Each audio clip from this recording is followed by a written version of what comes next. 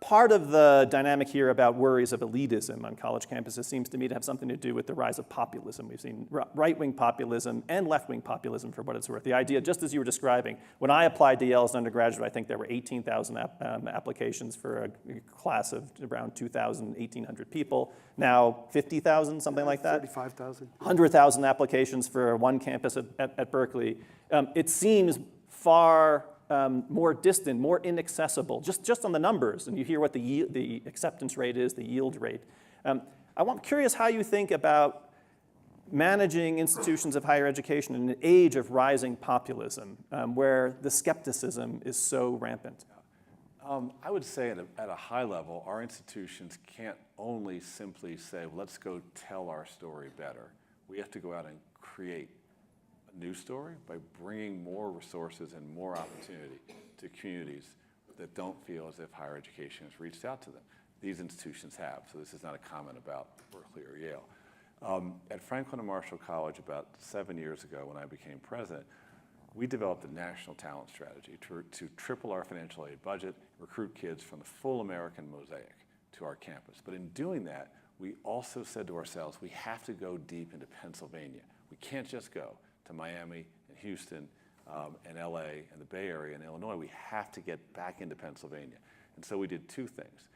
We created something called the Pennsylvania College Advising Corps, through which our young graduates are providing college advising to more than 6,000 kids across rural Pennsylvania, some of whom come to F&M, but frankly, most of whom go all over the place. Mm-hmm. And secondly, we created a summer program called F&M College Prep that brought kids from the whole country, top kids, to our campus for free courses with our faculty before their senior year. But again, we made sure that there was an overrepresentation of rural PA kids there.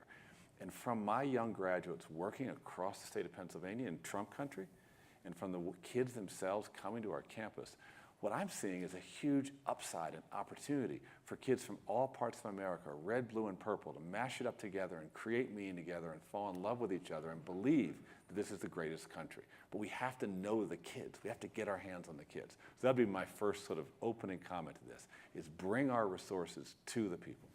And Peter, maybe you think about this too in your role as a social psychologist. How as a social psychologist or as a president of Yale, do you think about populism and skepticism about? Well, it's very interesting. I mean, I think resentment is probably the dominant emotion that underlies this, and it is true. You know, to the extent we tell our story better, and people know that they can come to Yale and it won't cost them anything, and then you reject 13 out of every 14 applications, right? That is a recipe for resentment. It's not easily solved. I think Dan's idea is about reaching out and joining with others and creating these networks that help is one way to do it. A second way, we just expanded. Mm-hmm. We just said we're going to increase the number of students we take because that doesn't, you know, that still means a lot of rejected applicants, but it's, you know, right now it's 200 fewer rejected applicants a year and who are coming and getting a great education. So we expanded. Mm-hmm. Yeah, our great system of public universities in this country were established by the Morrill Act in 1862. And every state was given a land grant to found a public university, and these universities were designed to educate the sons and daughters of farmers and factory workers, and they were called people's colleges. And we have to make sure we're people's colleges for the 21st century. And that, at least in California, means expanding enrollment capacity. Mm-hmm. So, you know, one of the things that I've seen firsthand from our talent strategy is how many kids are out there at 16, 17 years old that have the talent to excel at top institutions like ours. They have the talent. And I think that one of the open questions for us as a society is how do we build stronger bridges from college to high school to help strengthen high school curricula and to provide more vibrant pathways for kids to college opportunity. The thing I'm sure about, because of my work at Franklin and Marshall College, is that if you bring together high-striving kids who are immigrants from Mexico, who are immigrants from Saudi Arabia or from Jordan, who are from Center City, Philadelphia, who are from rural Pennsylvania, you bring those kids together, they will create meaning and solutions and community that we who are older can perhaps only imagine.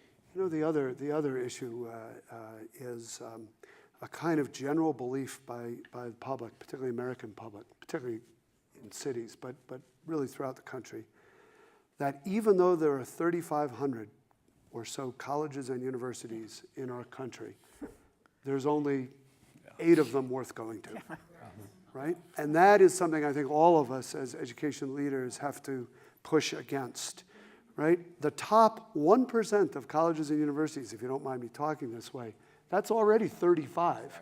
The top 10%, that's 350. That's a lot of opportunity. I don't know if my board's going to support me, but I think the Aspen Institute should buy U.S. News and World Report and Put it out. change the standards completely.